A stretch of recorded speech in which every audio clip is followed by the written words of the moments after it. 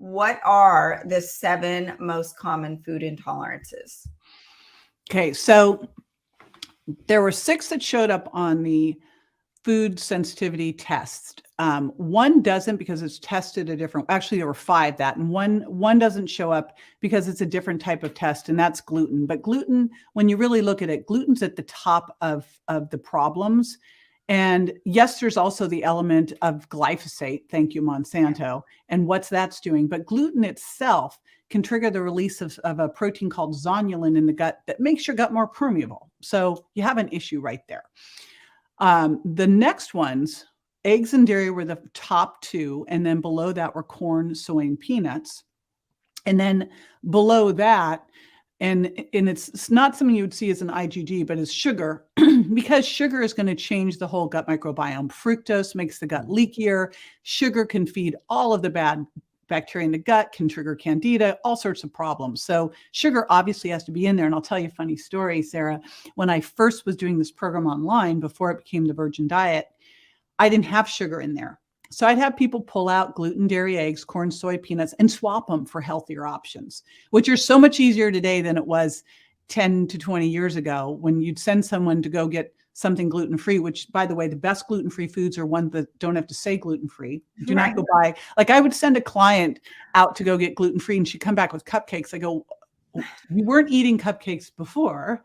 So, there's that halo that happens when people go to a health food store or a place like Whole Foods, and they think that everything in there is healthy, not realizing that, like, you can walk into Whole Foods and be attacked by canola oil and agave syrup and all sorts of stuff. So, do not be fooled by this stuff. You still have to read and understand the labels. And ideally, most of the foods you're eating don't need to have labels in the first place. So there's that piece of it. So it is gluten, dairy, eggs, corn, soy, peanuts, and then sugar and artificial sweeteners. And here's the thing. I think eggs are one of the most amazing foods, but they can trigger autoimmune issues for some people. So again, it's like whether these foods are great for you. You talk a whole lot about it. Some foods could be very healthy, but they're not healthy for you. If something's triggering cravings, headaches, autoimmune situations, not healthy for you.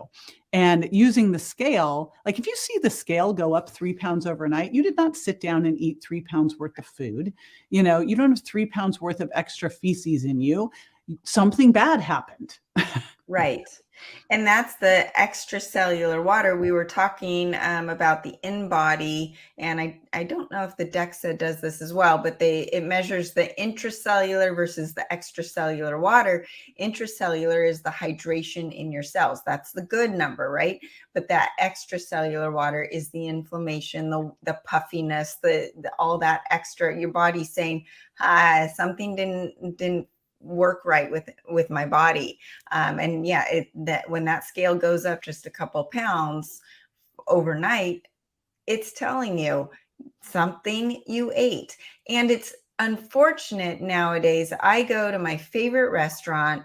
I test myself. I have a scanner that tests myself on food intolerances, where my hormones are, what my health issues for the day. Okay, on a daily basis. Well, after I went to my favorite restaurant, I had smoked salmon, I had grilled trout, I had no salad dressings because I know they mix in the canola oil with their it's the olive oil blend. Right, exactly. But MSG came up. Oh. And I'm sitting here going, gosh, even the good, high quality meats at restaurants, you think you're doing all the right things, it's sneaking in. So that's why you have to really be vigilant, unfortunately.